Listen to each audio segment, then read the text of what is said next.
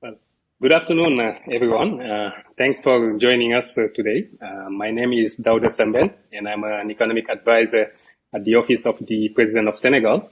And I have the privilege of facilitating this high-level online event organized by the Center for Global Development on Senegal's response to COVID-19.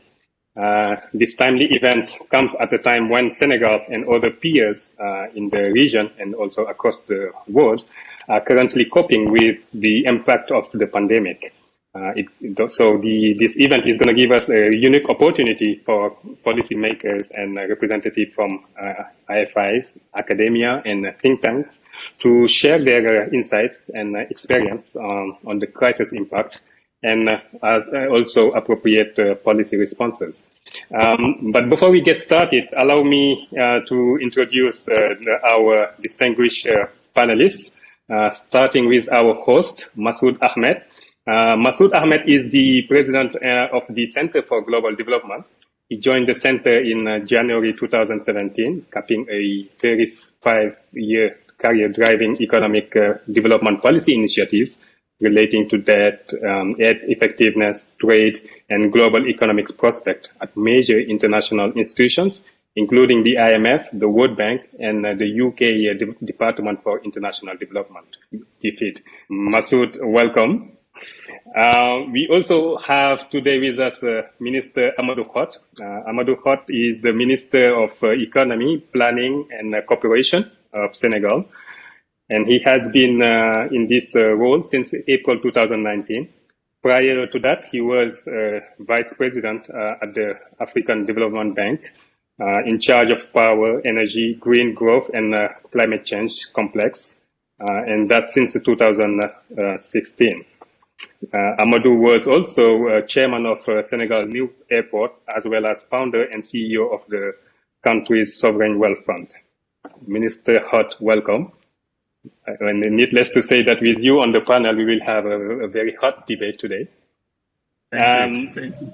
We are also privileged to have Abe Selassie. Abe Selassie is the director of the African Department at the International Monetary Fund. And he has been in that position since 2016.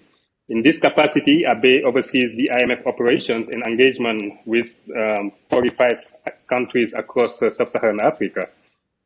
Before taking his current position, he held various senior positions at the IMF, including Deputy Director in the African Department, Mission Chief for Portugal and South Africa, and the IMF Senior Resident Representative in Uganda. Welcome, my friend Abe. Thank you, Daouda. Good to be here. You're welcome. We also have today with us, and it's our honor to introduce Professor Nora Lustig, who is Samuel Stone Professor of Latin American Economics, and the founding director of the Commitment to Equity Institute, CEQ, at Tulane University. She is also a non-resident senior fellow at the Brookings Institutions, at the Center for Global Development, and the Inter-American Dialogue. Professor Lustig served on the Atkinson Commission on Poverty, the high-level group on measuring economic performance and social progress, and the G20 Eminent Persons Group on Global Financial Governance. Welcome, Professor. Good to have you with us. Pleasure to be here. And finally, let me introduce Sanjeev Gupta. He's a Senior Policy Fellow at the Center for Global Development. Sanjeev is very well known for his widely published work on the fiscal policy, public finance, inequality, and in developing countries. He has co-authored more than 150 papers and co-authored and edited more than 10 books.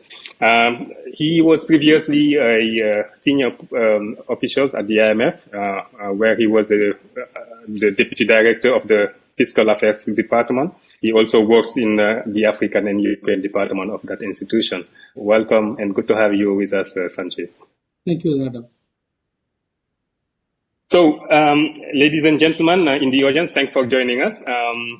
As you know, the COVID-19 pandemic is taking a huge human and economic toll around the world, in Africa and in Senegal in particular. Amadou Hott, who is the minister in charge of the economy in the government of Senegal, You play a critical role in Senegal's response to COVID-19. So my first question would be for you. And it would be great if you could tell us about how the pandemic has impacted on the Senegalese economy and what has been the government's response to the crisis induced by COVID-19.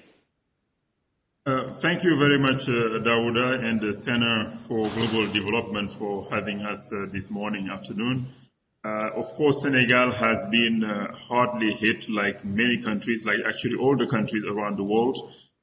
Before this crisis, our economy was growing very strongly, on average 6.5% per year for the last 5 years. Thanks to the Plan Sénégal Émergent spearheaded by President Macky Sall. With this crisis, we're expecting our growth to significantly go down this year. We do not expect to go into recession, but our growth will be close to 1.5% or so. And this is because of the slowdown on our exports. We export less because our partners are all impacted. We also have the lockdown, semi-lockdown measures, the emergency, state of emergency, the curfew measures, and all of that, the closing of restaurants, schools, and markets, and the informal sector also being hardly hit. All this has affected negatively our economy. But obviously, the tourism sector, which is completely down, the aviation sector, of course, like around the world.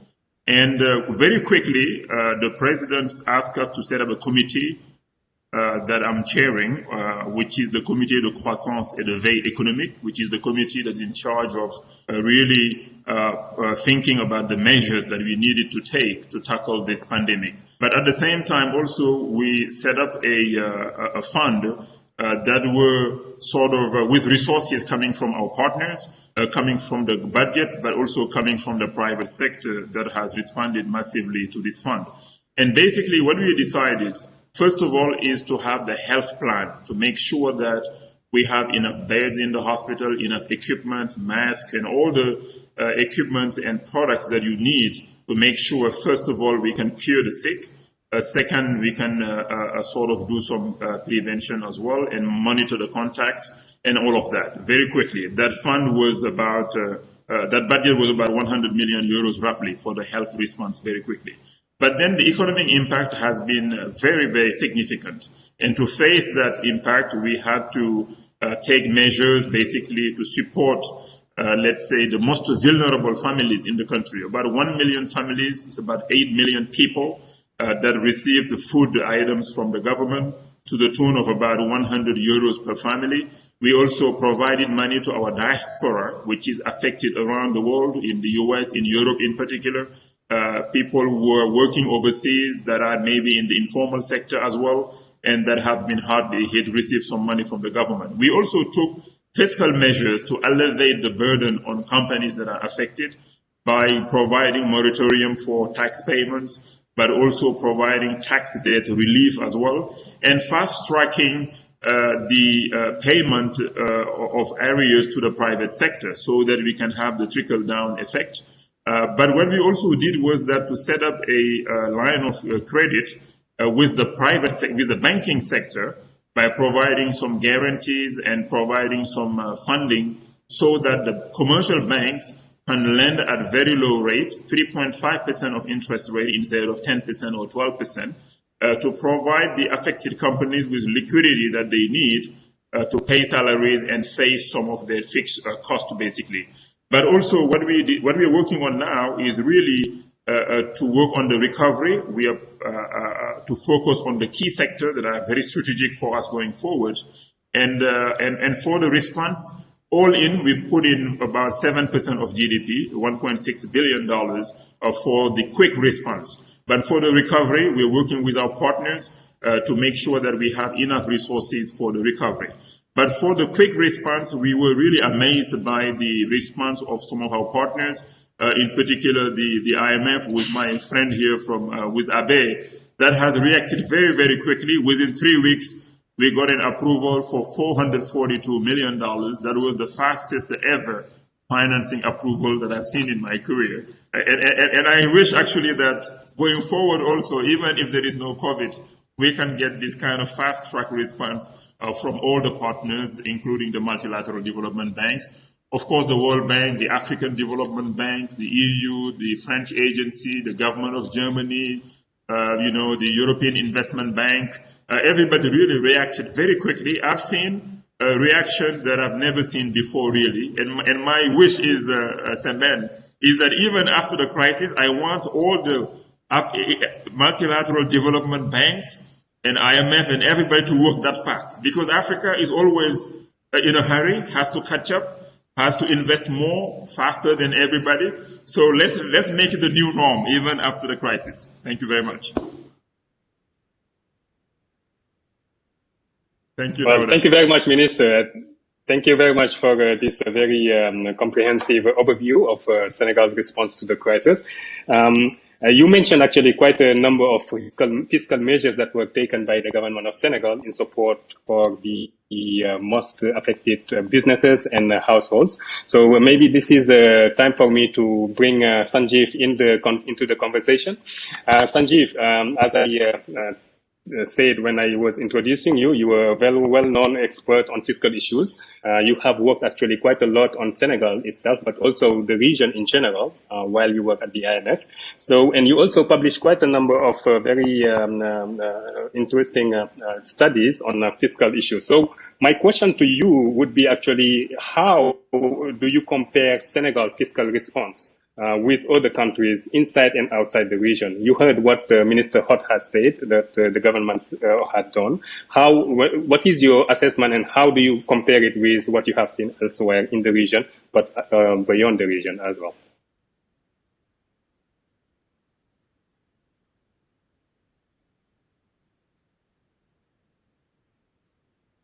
We can hear you, Sanjeev. Can you look at your... Oh, yes. Okay, that's fine. Yeah. Okay, please. So the what Minister described is a very, very comprehensive response from the government. And when you look at the cost of this response and you compare it with other countries in the region, you find that Senegal allocated a lot more resources than any other country in the region. So the numbers that I see, which have been published, is that Senegal spent roughly 7% of GDP in responding to this crisis. And when I start looking across countries such as Kenya, Nigeria, Ivory Coast, and even other countries in the region, there's nobody who comes close to that number in terms of response to the crisis. And Senegal did that despite the fact that its debt to GDP ratio is about 65%. So it managed to expand spending and cut taxes to be able to respond to this crisis. The reason why Senegal was able to do that is because it had, over a period of time, built capacity to spend. And that capacity to spend happened because it started to mobilize a lot more resources domestically. So if you look back over the last 15, 17 years, the tax to GDP ratio in Senegal has risen by over 3 percentage points, which makes Senegal as one of the star performers. So that allowed Senegal to respond to this crisis in the way it did. So clearly Senegal is on the path now, along with other partners, to embark on a medium-term revenue strategy to raise even more revenues. So this is a good thing. And how does it compare with other parts of the world? Largely, if you look at the numbers in both advanced and developing countries, you can see the amount of money that countries have spent has ranged between 1% of GDP and about 34% of GDP. And 34%, of course, is something which bigger countries did, Italy and Germany. And most of these measures were liquidity support to the businesses. And more measures are in the offing. So you will see with passage of time, countries are going to be putting in more measures. In the US, there's a discussion, as you see, that some more measures are going to be put in place. So basically, the ability to be able to spend has depended on the fiscal space, and Senegal was able to, use its space to be able to spend these resources, and the space arose from the fact that it had built up revenue-raising capacity. And so that is something which is a credible thing in the case of Senegal. Thank you. Well, thank you very much, Sanjeev. Professor Nora Lustig, if I can have you in. I think you were recently on the news, actually, as you co-signed a joint call for a global agreement that would guarantee that when COVID-19 vaccines and treatment are available, that they would be provided free of charge to everyone and everywhere in the world. And actually, one of those global leaders that you co-signed this statement was our own president, His Excellency President Macky Sall. So that was recent, but you have long been on the news for your work, actually, on inequality, on social protections, and economic development itself. So that's where I really want you to share your insight with us. How do you think that Senegal social protection program, as described by Minister Hott, the one that they put in place to mitigate the impact of COVID-19, how do you think those programs actually could help mitigate the impact of the pandemic? And in your view, how do they compare with those implemented in other regions? So maybe to remind you a few that Minister Hott talked about, that was the food programs that benefited the most affected households. There was also support for the diaspora, as well as the bill payment assistance, etc. So I would like to hear from you how you assess those programs. Thank you, Daoud. A pleasure and an honor to be in such a great panel. Thank you, CGD, for inviting me. And as you know, I'm not an expert on Africa, but I've been working more on Africa. And recently, as in the Institute, we increased the number of countries that we include in our fiscal incidence analysis. So I wanted to start, by the way, congratulating Senegal and many of the countries in sub-Saharan Africa for the response they have taken vis-a-vis COVID. I think that the rest of the world has a lot to learn from how effective there's been in terms of containment of the spread of the virus, and also of the speed with which the responses to address issues on the macro and social protection front have taken place. And I wanted to emphasize that because it's caused me a lot of admiration now that I'm looking at the region, and Senegal is one of the countries I think belongs to the group that's doing really amazingly well in that respect. The second thing I wanted to say is the way I look at social protection strategies. Many years ago, I wrote a paper called Socially Responsible Macroeconomics, because I think that social protection in time of crisis starts by minimizing the macro effect. You need to contain as much as possible the decline in incomes in the country, because that's going to be the first thing that will help the poor across the board. And in that sense, what Sanjeev just emphasized, the fact that the fiscal package in Senegal is one of the highest, is highly commendable. I look at, if I compare with Latin America, the 7% to GDP is among the higher end of the Latin American response as well. So it is quite an effort to be made by a country which has got an average income which is much lower. The second thing about a social protection strategy that we need to think about, and there's going to be a tension between two aspects, is you want to protect losers, and you want to protect the poor from becoming poorer and the non-poor from becoming poor. The losers are not always poor, and I was going to show some slides, but that's going to take time. But we've been doing some work for Latin America, and we show, and also for Uganda, by the way, and we show that once you do the quantitative analysis of at-risk incomes, they run across the entire income distribution. So losers will be everywhere in terms of, lost income. And there may be an impossibility if you want to use resources to actually compensate everybody for the loss, not even for the 100%, even for some of the losses. So there may have to be a lexicographic ordering in terms of where you choose to put your money first. And I am a prioritarian, and I put a lot of emphasis on the poor. So one thing that I was thinking as I saw the type of policies that were being implemented, they're pretty similar to what we see in other countries. I mean, countries have homogeneously implemented similar policies. I have not heard much of whether your cash transfer program was expanded in coverage and average size. That would be a question I have. But cash transfers, food distribution, and subsidies to the consumption of electricity, water, have been the key ingredients of many of the programs that we see around the world, and particularly in Latin America. The question is, quantitatively, is it enough to compensate especially the very poor from becoming poorer? And I cannot assess that because, another question I had is Senegal's last household survey dates 2011. Be nice to see whether we have something coming sooner or update that in a way that we can assess the orders of magnitude of the response.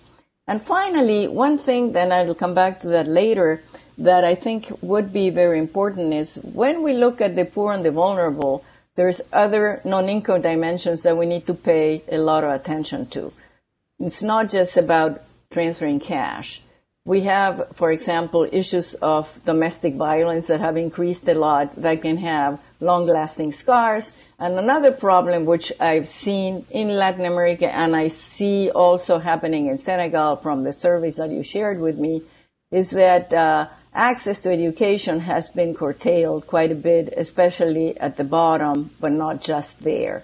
And that's the kernel for increasing inequality in the future, and I'll come back to that in the next round. Thank you. Well, thank you very much, Professor. I believe Minister Hodd will have an opportunity to come back to some of the questions that you asked regarding the surveys and others. But at this stage, I want actually to draw on what you and Sanjeev talked about to, have an idea about how the crisis impacted on the region and in Africa in general. And that's the opportunity for me to bring Abe Selassie in the discussion. Abe, I believe a week ago you published an op-ed in Project Syndicate where you actually identify the reason why, in your opinion, this pandemic could be such a threat for Sub-Saharan Africa.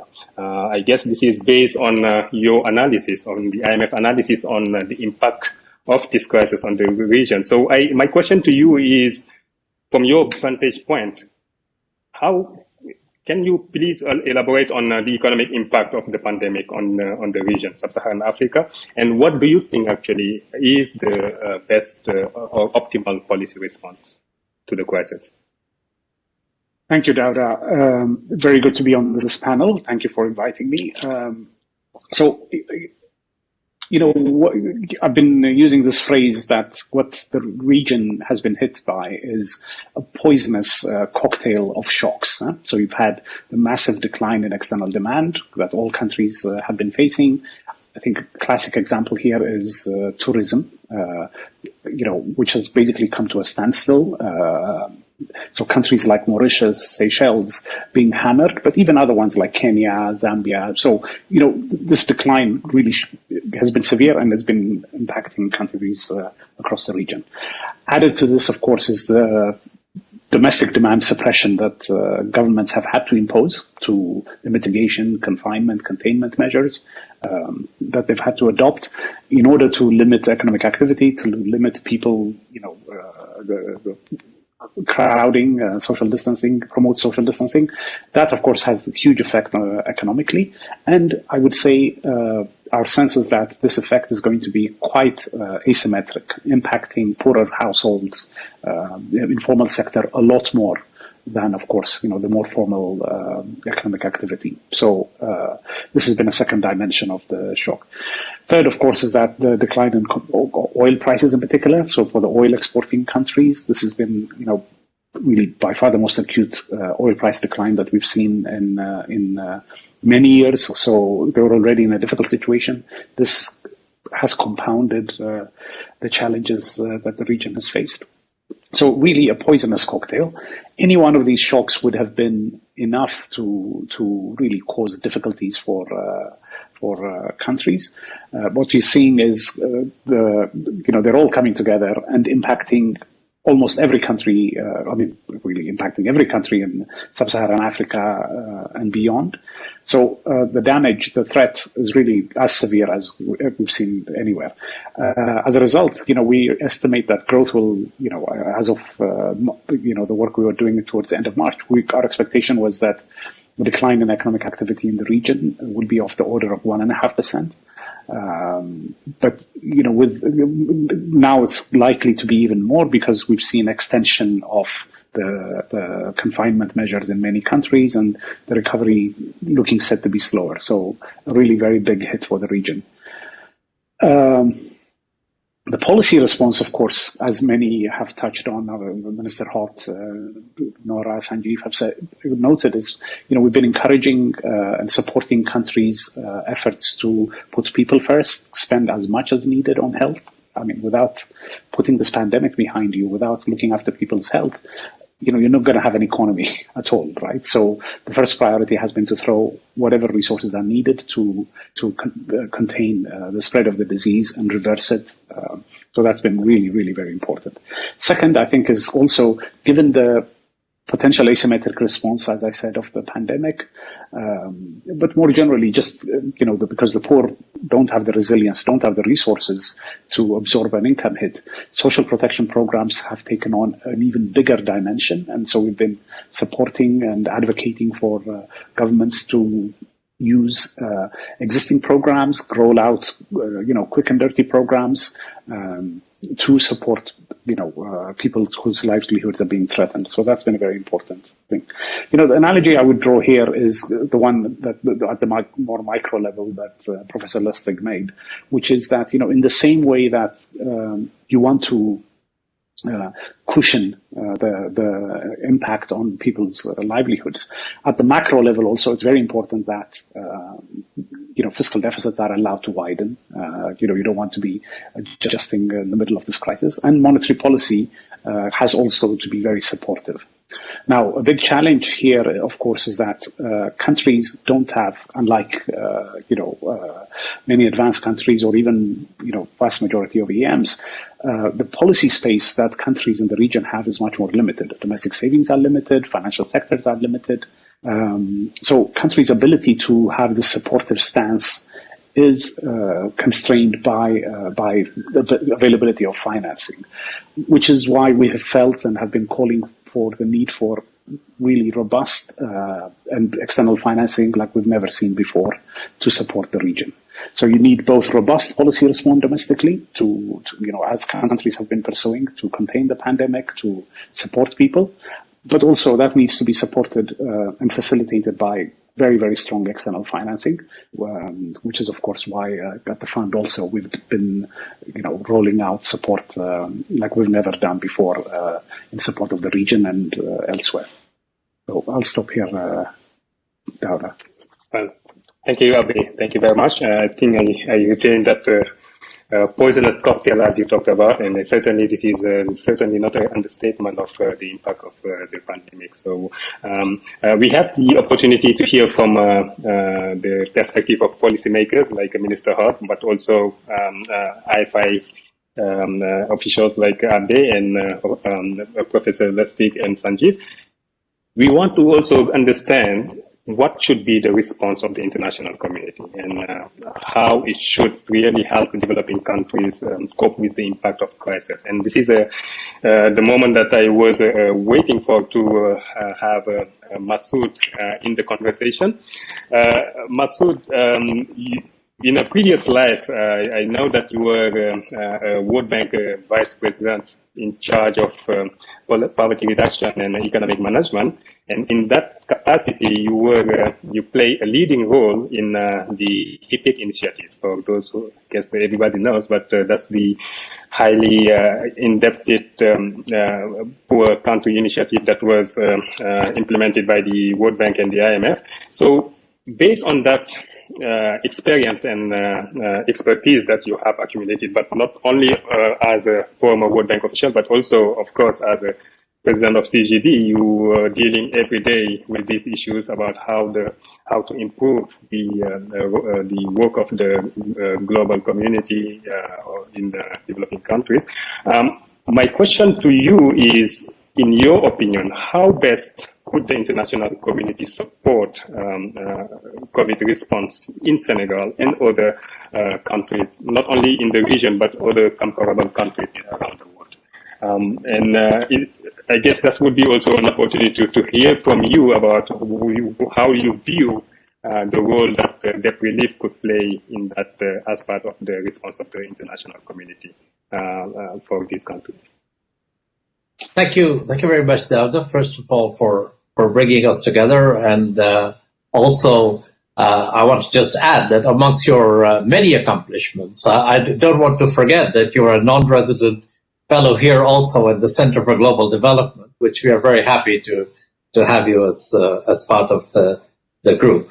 And coming now to your question, and I really just want to pick up a few points that others have already made in different ways. And you asked what should be the international policy response and how does it stack up? And I think, look, as Abe said, I mean, this is the moment when the countries should be quickly and substantively providing resources to shore up incomes, to accelerate their work on a health response that is robust, spend money on that, and then to start helping the enterprises also, which otherwise, if they go bankrupt, some of them will never come back. So this is the moment to actually expand your macro support for them. And the difficulty is that most countries in Africa, low-income countries in general, don't have the resources to be able to do that.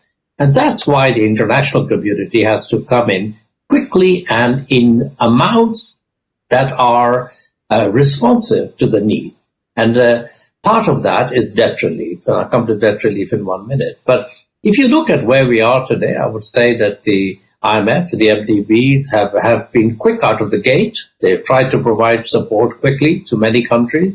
But this is just the beginning. This is a crisis that is going to have a very long tail. And some of the points that were raised, whether it's tourism, whether it's remittances, they're not going to come back so quickly. Even if you see a little uptick in GDP next year from the big drop this year, it'll take much longer for people to go back to the tourism and remittances, supply chain restructuring. So this is a long shadow.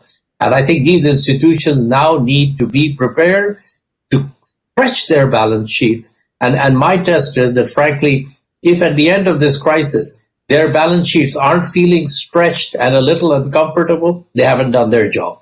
They need to be worse off at the end of this process in a financial sense.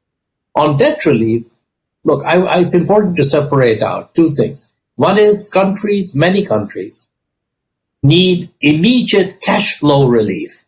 And the cash flow relief is what was promised by the G20 in terms of having all the bilateral debt that was owed by the 75 or so poorest countries.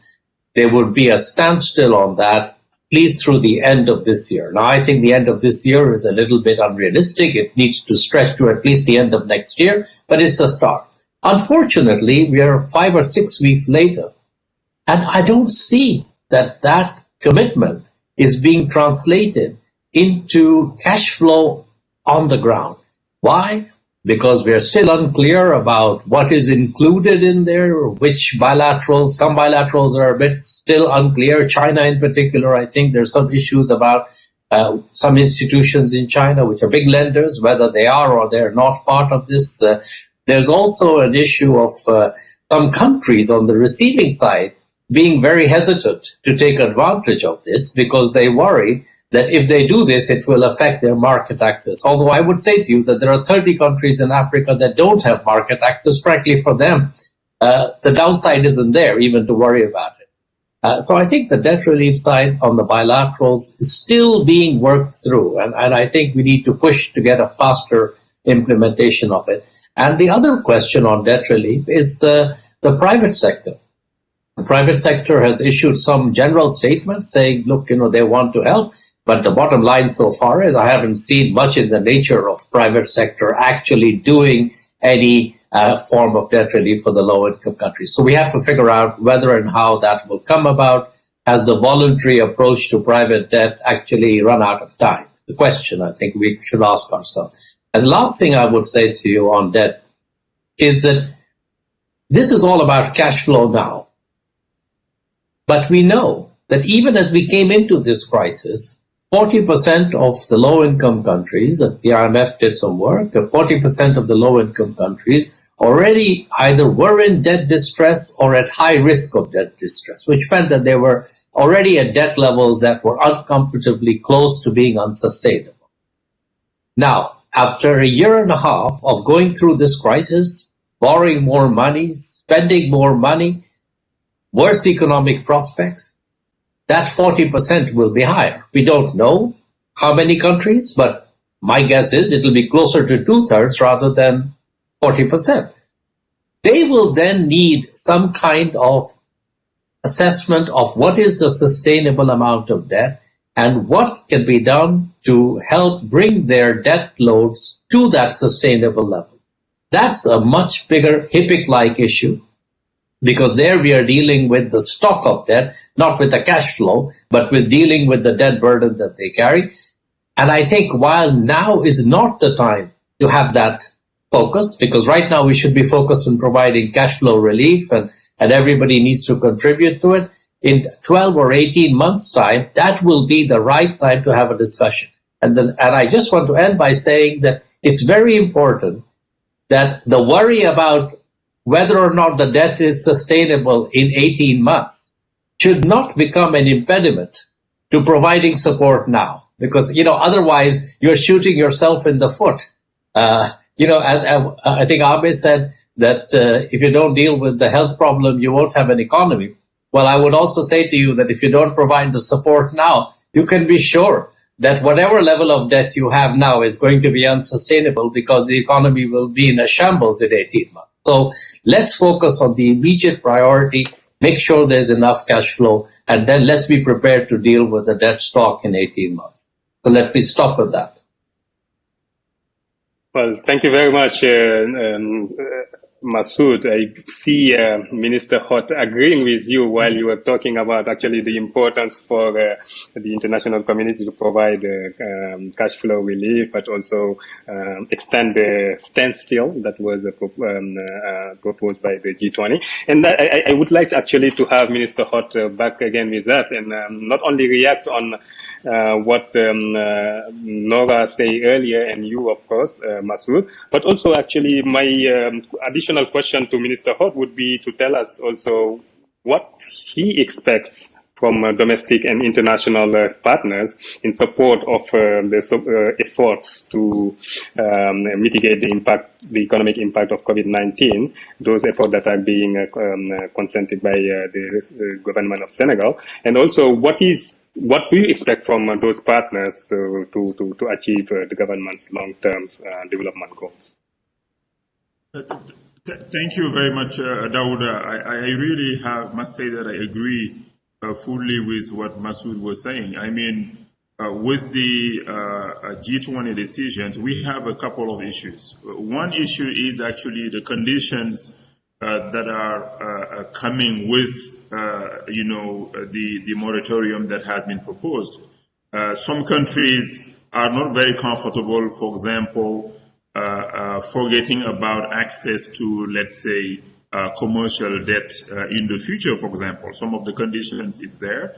But one thing that I think the G20 officials forgot to look at is, let's say, the existing contracts that we have, the existing funding agreements we have. When we looked at our agreements, requesting debt relief, for example, or requesting, let's say, a moratorium, might constitute an event of default if, for example, the existing lenders don't give you a waiver. And that's a major issue. And this is one of the reasons also why as Senegal, we've decided for now to not really take the moratorium that is proposed, especially knowing that that moratorium has a smaller effect on our fiscal space.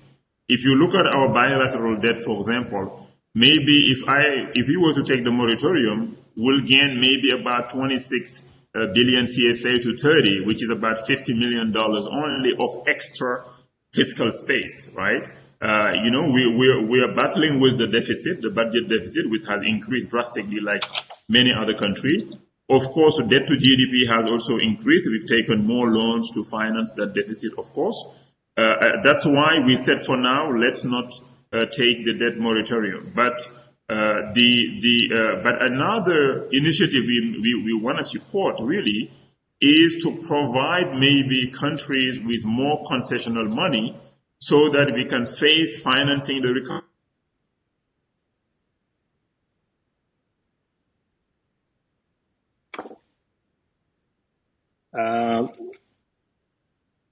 Can you hear?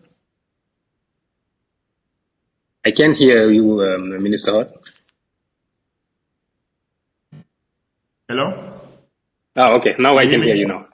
Yeah. Yes. I don't know where you missed me, but what I was saying was that we decided to not take that moratorium for now because the impact on our fiscal space, additional fiscal space, is very small. But more importantly, the consequences on our other loan agreement with those clauses that make it a default if we don't get a waiver from actually those commercial lenders. And right now, we were negotiating some funding agreements, but that clause was there. So we decided to say, no, we're not going to sign it with that clause that says we cannot take debt relief, we cannot take the moratorium. If we do without a waiver, it's actually a default. And then a default becomes cross default, meaning all our international debt actually we are at default. So our hands are tied. Therefore, we are saying, since the multilateral development banks cannot give us all the budget support we need, as you know, at the World Bank, African Development Bank, you have limits on the amount of budget support that they can do every year as part of a percentage of the total funding they do to countries. And since they cannot do a lot of budget support, it's limited. Is it possible to create maybe an SPV, a vehicle that has guarantees from multilateral partners or like the EU or maybe some countries, to provide us with concessional financing so we can meet our commercial debt obligations instead of raising it again at a very high cost? Today, since the crisis, the spread on commercial debt of all African countries, minimum has increased by 400 basis points. Since March, 400 basis points. Where I borrowed before 30 years at 6%, if I go to the market today, I'll get 30 years, I'll have to pay 10%, which is something that is really 10 to 8%, which is too high for me. So can we provide more concessional financing, but also have a process to get back to norm that is long enough to allow the countries to come back to norms? From the budget deficit perspective, to cut it back to where we were before. It takes time. It's not in 1 year or 2 years. It might be more. The debt to GDP ratio, to bring it as well to where it should be, it takes time. How can we work together so that our countries don't suffer on that? Because the developed countries don't have that problem. I was reading the other day on FT that OECD countries will borrow $17 trillion to face the crisis. 17 trillion. Their average debt to GDP will go from 109% to 137%, which is a 28% increase. Can we get 5% of increase or even 10% of debt to GDP room, basically? And then we give us maybe 5 years to come back to norm. That would be fantastic. But if we don't, then even if there is concessional money available, we will not be able to take it. And this is faced by many ministers of finance that have been talking to across Africa. And I think where we need some innovation, where we need some help from the IMF, from the other partners to say, okay, you increase your debt to DB ratio by maybe additional 10 points. We give you 5 years to come back to normal, or whatever. Your budget deficit, you doubled it from 3% to 6%. That extra 3%, you have 5 years to come back to norm, and not 2 years, because otherwise, I'm going to have to cut on the expenses when the government needs to invest more, because the private investment will not come very quickly. It will take time for private investment to come. So government investment will have to be there for the next 3 years, very strong, so that we can have the growth that we want. And then last point on the issue actually of social safety nets, to answer to Professor's question, what we did was we extended the existing social safety nets. We had only 300,000 households.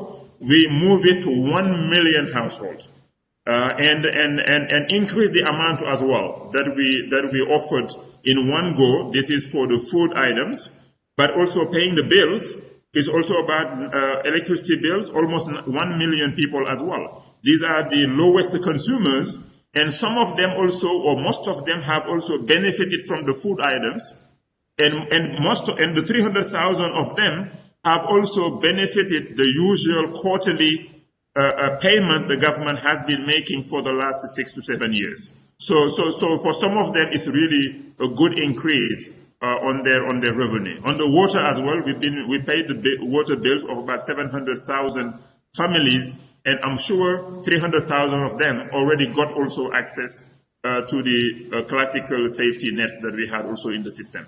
Thank you very much. Well, thank you very much, Minister. I think I'm going to pick up where you left about the social protection program that the government of Senegal put in place. And my question will be for Professor Lustig. You heard about all those programs that were implemented by the government and how they will help relieve the impact vulnerable households. But there is a lot of evidence in the literature and actually recent evidence that the pandemic crisis is most likely to increase inequality and poverty, not only in Senegal, but in general. You, as an expert working on these issues, I would like to hear from you, actually, what's your view and how do you think, actually, this COVID-19 crisis will impact on poverty and inequality in countries, in developing countries? Yes, thank you again. I think that, let me start by saying a few things in terms of the overall strategy again. Their response at the international level this time is, if it's crucial in many crises, this time is super crucial, and I'm so glad that everybody's working towards making it work. I hope it does. It sounds that it's been done in a very cumbersome way so far, and it needs to be fixed and fixed fast. The second thing is the macroeconomic response, which the Minister and Abe have alluded to. And like I said, it seems that Senegal is really sort of on the high end in terms of being quite aggressive in putting resources into the economy to make the decline in economic activity. In fact, you're not going to have a contraction. And I have to say, coming from Latin America, I'm looking at you guys with envy, because in Latin America, the projection is that on average, countries might have a contraction of about 5 to 6% of GDP. In Mexico, the forecast is maybe as big as 10%. So we're facing huge contractions. So some growth, it's quite amazing. I mean, 1.5% sounds like paradise when you come from my region. The third thing is the granularity that probably needs to be incorporated in your strategic response in order to curtail the impact on poverty and inequality in the long run. And in a paper that we recently wrote for the UNDP for Latin America with a colleague of mine, Mariano Tomasi in Argentina, we suggest that it might be very important for countries to put in place an entity that goes across ministries so that the response can be coordinated in the various fronts in which you need to be coordinated. And let me focus here on your specific question about inequality. One of the factors that determines the evolution of inequality very prominently is the relative demand and relative supply of skilled versus unskilled labor. And I think what we're going to see probably is a result of the pandemic, the fact that people are noticing that you can actually use electronic devices much more than before and working from home, etc. I think we're going to see an increase and acceleration in the labor-saving technologies in favor of technology-intensive technologies. So the demand for low-skilled labor may fall. But more importantly, what worries me right now is that we're going to probably see a resurgence of a relative scarcity of skilled labor, with the fact that now with the confinement policies, you're having people unable to continue schooling at the bottom end. So the progress that we were making in education, fast or slow, it's going to be derailed. And that is going to translate, for a fact, into a rising inequality in the future. That dynamic we studied a lot in the U.S., we studied it a lot in Latin America, and it's key to curtail it now. So one of the things that I would recommend very, very strongly is to deal with the fact that you have so many of the children, particularly in the lower end of the distribution, not continuing their education now. They may never go back to school, many of them, or when they go back to school, they may be permanently behind. So a focus on that should be utmost priority. Try to keep the human capital of your next generation as high as possible. And let me stop here. Well, thank you very much, Professor. I fully agree with you on the importance of investing in human capital especially the next generation, especially that we have a relatively young population in Senegal and Africa in general. So that would be important going forward. Sanjeev, coming back to you, I think we've been talking about what the international community can do at this stage. But of course, we have to also start by asking ourselves what we as country can do for ourselves in terms of mobilizing domestic resources to finance poverty reduction initiatives. So that's where I would like to get your view. You have worked a lot on resource mobilization strategies in Senegal and in Africa in general. My question to you is, what steps should the government of Senegal take to improve the efficiency of existing programs and strengthen revenue mobilization strategies going forward so as to deal with post-COVID challenges and generate resources for development and poverty reduction? Thank you, Dauda. I think this is a very important issue. Of course, Senegal and other countries in Africa need external resources, but ultimately to have sustainable development, one would have to generate enough resources domestically. And what Abe described earlier, a few minutes ago, how the structure of the economies is changing in some of the countries, that is going to have major implications for generating revenues domestically. So that poses major challenges for the countries. With remittances down, with tourism down, structure of the economy is changing, the revenue ratios which were growing, they may not grow. And in fact, there could be a decline. So that can be a very serious development going forward. At the same time, I see this crisis giving countries major opportunities for reform, in the sense that here is a chance to introduce a very comprehensive policy package, which countries will accept now because there is a crisis. And in case of Senegal, to give you an example, there is huge amount of what we call tax concessions, which are given out. They cost roughly, the last estimate which was made in 2014 was that they cost about 7.8% of GDP. Of course, one could revisit those. Many of the policy changes have had been were opposed by different groups. But now there's a chance to introduce the changes in the policies. There is also the issue of informal sector in Senegal not paying very many taxes. So one could now think of introducing some form of taxation, which Senegal has in mind. It's not something that it doesn't want to do. It's just that here is a chance to implement those changes.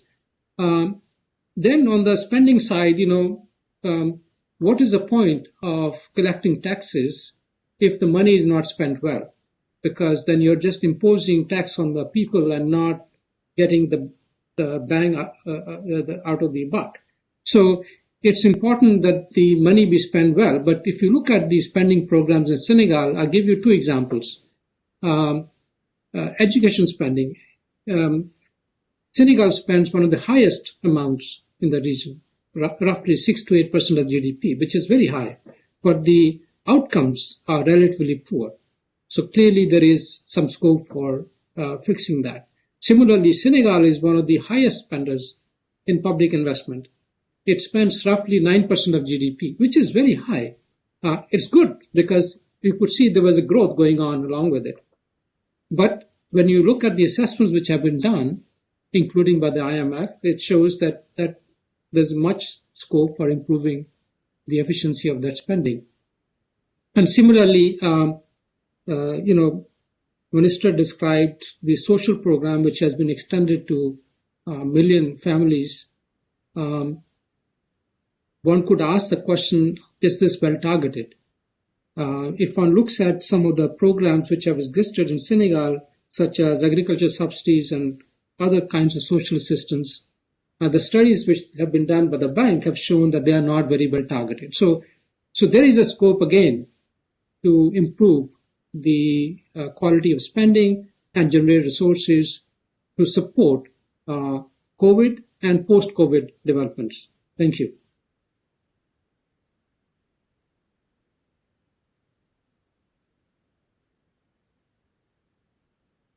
Dauda, we don't hear you. Dauda, we didn't hear you. Oh, sorry, I forgot to unmute myself. Abe, I want to come back to you. I heard what you said about how unique this situation is, and we also very much read with a lot of interest your piece on entitled Africa's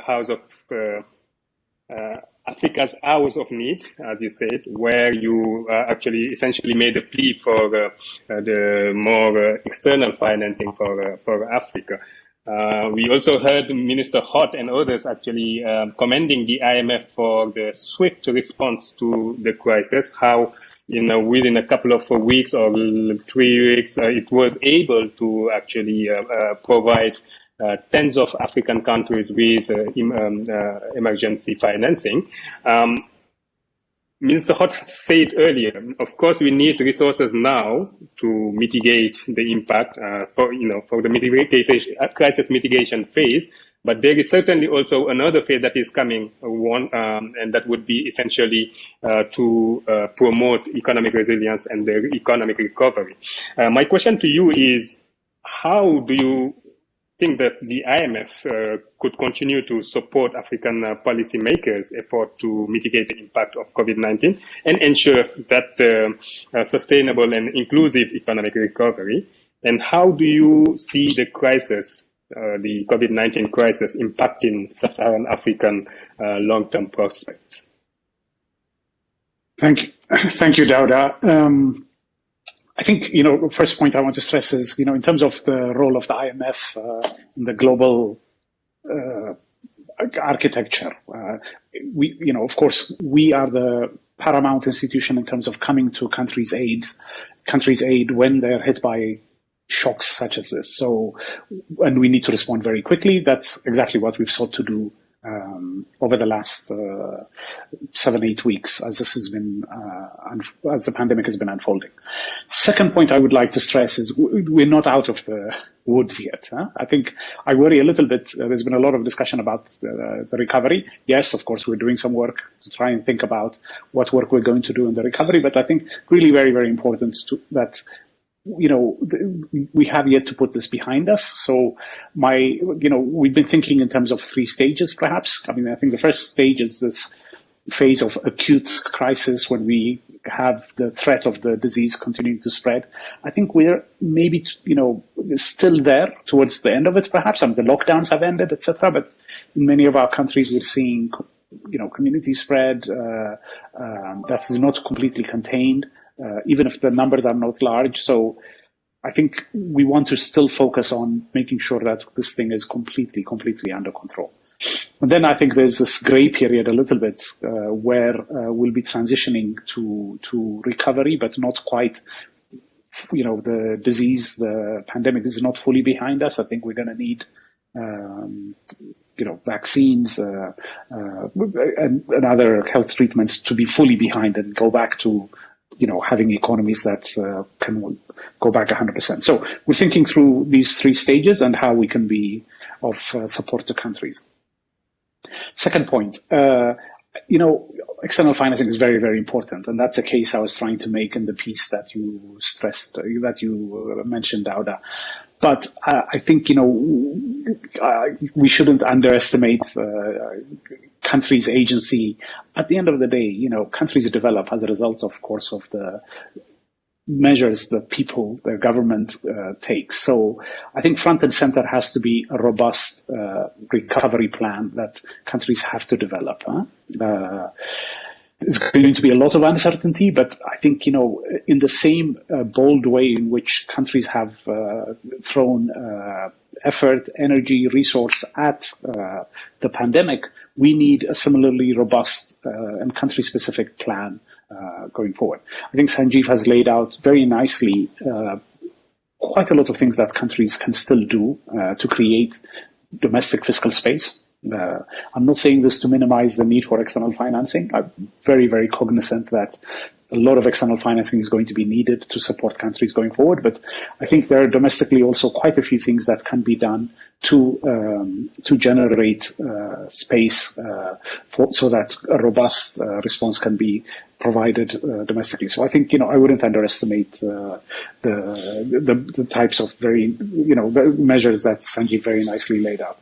And then the third ingredient, I think, is going to be thinking about how to lay the foundations for a new economy. What are the opportunities that we can exploit, having learned from this pandemic? One example, digitalization. We've seen how, not just in terms of, the ability for formal sector to continue doing its work, but really the ability of governments to provide even social protection using digital platforms in this crisis.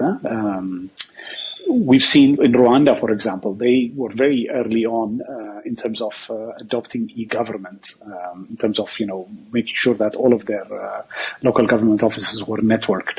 So it's not surprising that we've seen very robust state capacity in countries like Rwanda and Senegal, of course. So I think, building on that, expanding on that will be very, very important.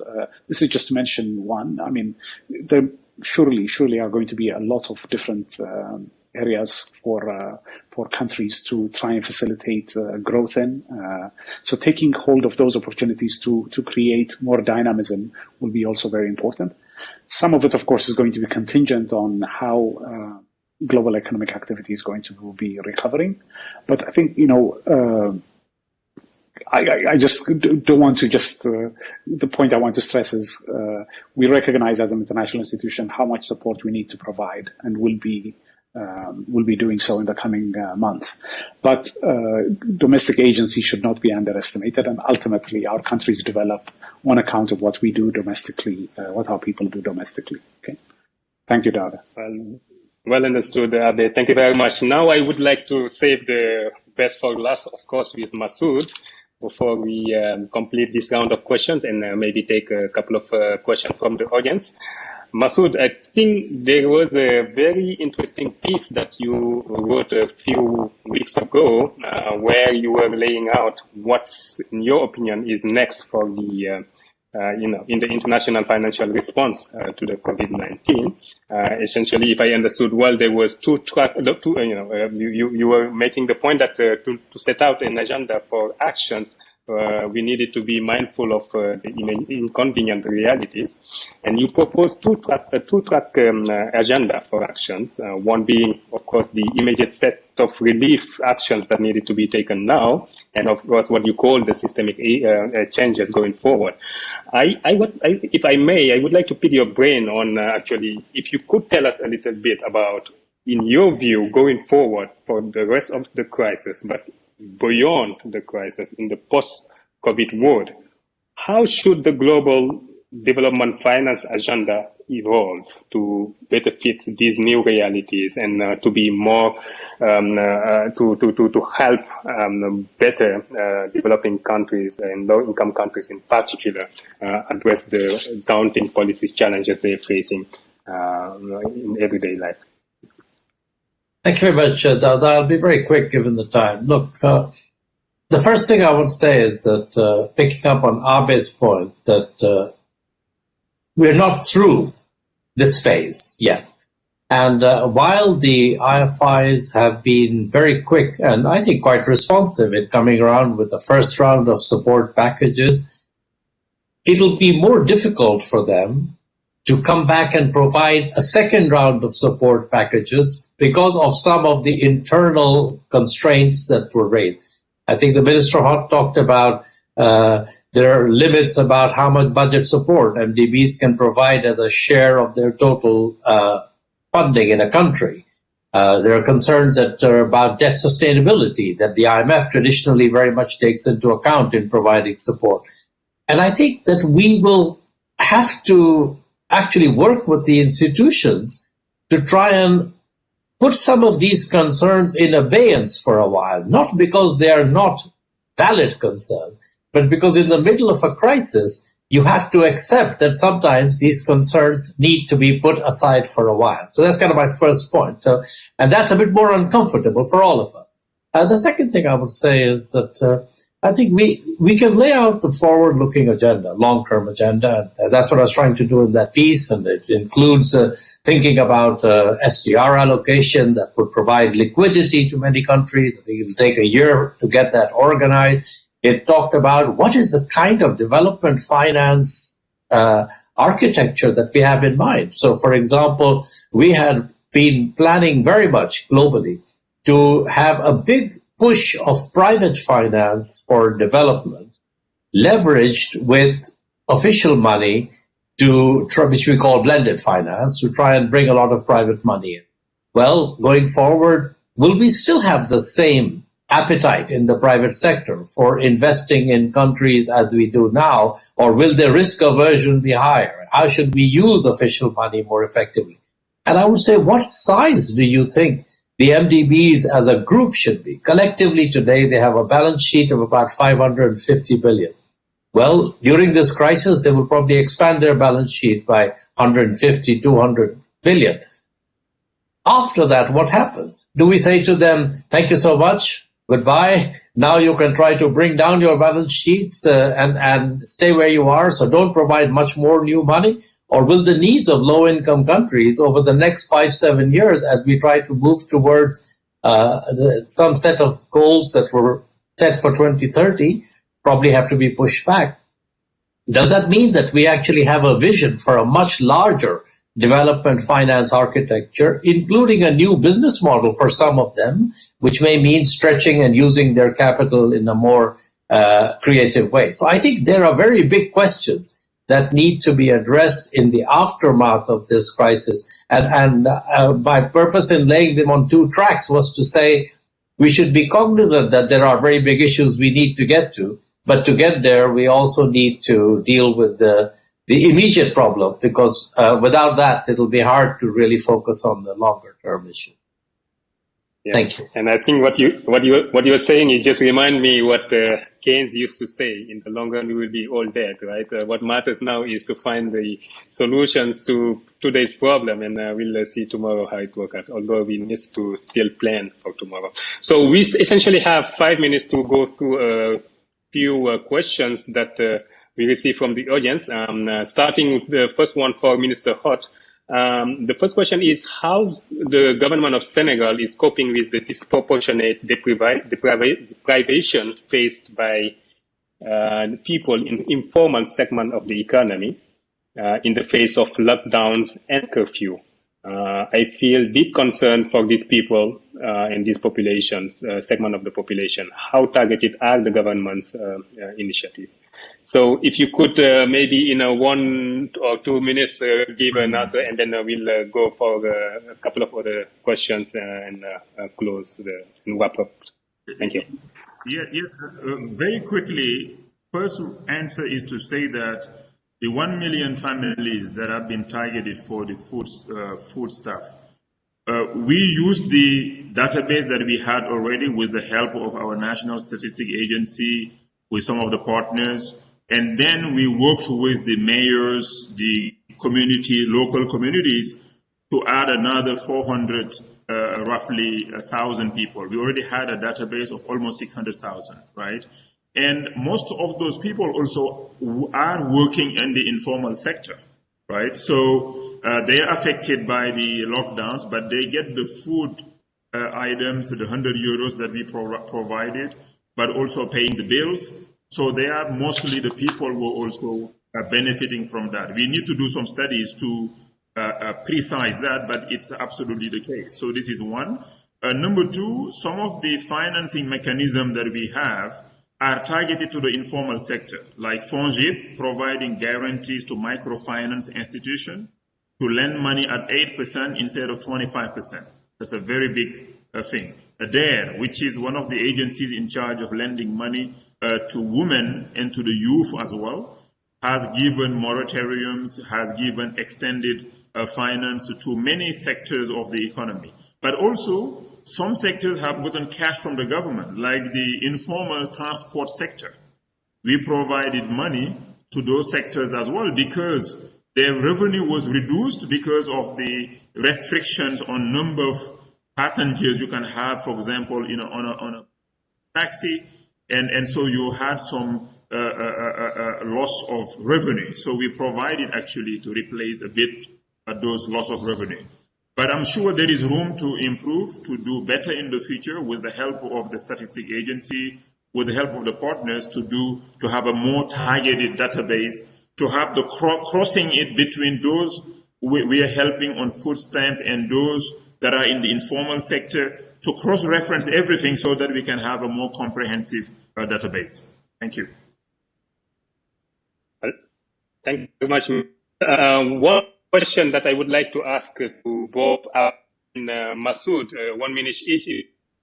So the question goes like this. While we're analyzing the sponsors and the need for additional resources, I am wondering how viable and sustainable is this external funding options for Africa as it comes with the increased debt and a higher dependency to external partners.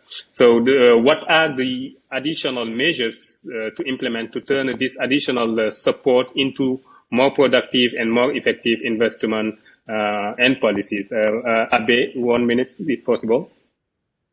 Thank you, Dauda. So, as Sanjeev very nicely laid out earlier, at the end of the day, the most sustainable and durable form of financing our countries is of course, domestic revenue.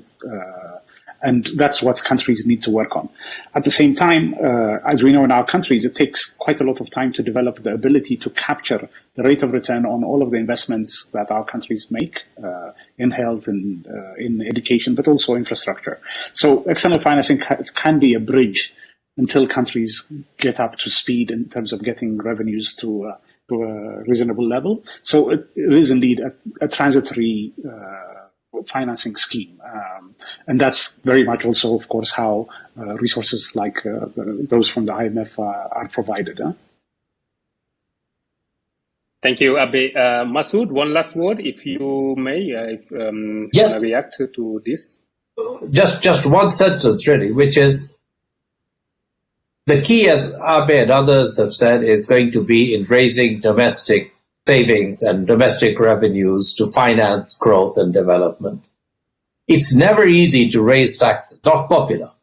But the two things that are going to be particularly important, in my view, is a sense of fairness in the way in which the money is being raised and the money is being spent, and transparency to be able to show to people what is being done with the money that they spend. In many, many countries, you find that people are not willing to give money because they don't trust how the money is being spent, or they don't see how the money is being spent. So I think fairness and transparency are two things that would help to make it more feasible to undertake the kinds of domestic revenue mobilization that will be needed. Dauda, may I say one thing? Yes, Nora, please. I'm sorry, but I have to say this. One thing that we have discovered in all the work that we have done in the Commitment to Equity Institute is a danger that I want to raise now. Domestic resource mobilization, emphasizing it too much in low-income countries, can hurt the poor through primarily consumption taxes. And I think that we have to be careful to ask countries that are at development level that it's still low-income countries. And if we look at when countries that are today developed had the same income level, the amount that was raised was much lower.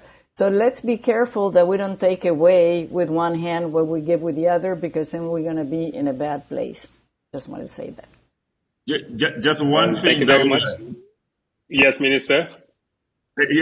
Just one thing for my conclusion. You're really in line with what Masood has said, is to put between brackets for now many of the rules that we had before, some of the constraints, for the next, to allow the countries to recover and go beyond this situation. The danger is to try very quickly, very shortly, to come back to some of those agreements that we had. That will really hurt the poor, that would hold the economies. In terms of debt to GDP ratios, in terms of the fiscal deficit, we need time really. And anything that the international community can do to put on hold, I think that will be very helpful. But meanwhile, we'll push to be more efficient on our debt spend, on our expenses, on our debt spending, on everything else. But we need that time. Thank you. I think this is a very good way of wrapping up this discussion. I certainly would derive two key takeaways here. Of course, there would be a need for countries to boost domestic revenue mobilization to make sure that, of course, they free enough resources to fight the pandemic. But at the same time, they certainly would need additional external financing, which they would need to, of course, get and to benefit. Needs to come with additional reforms that the country needs also to implement. And certainly this is already the case in many countries in the region, in Senegal in particular. One last issue, or one last thing I would say is there is some shared responsibilities in responding to the crisis from not only policymakers, domestic and external stakeholders, and the international community at large. We certainly all need to work hands in hand to collaboratively to mitigate the impact of COVID-19 and also achieve sustainable and inclusive recovery. So, with that, I would like to thank our distinguished panelists for joining us today, and also thank the audience, and special mention to the Center for Global Development for organizing and hosting this event. So before closing, I would just ask everyone, even if we cannot see them, to give a round of applause to our host. And I thank you again very much, and this meeting is adjourned. Enjoy the rest of your week. Great moderation. Thank you very much.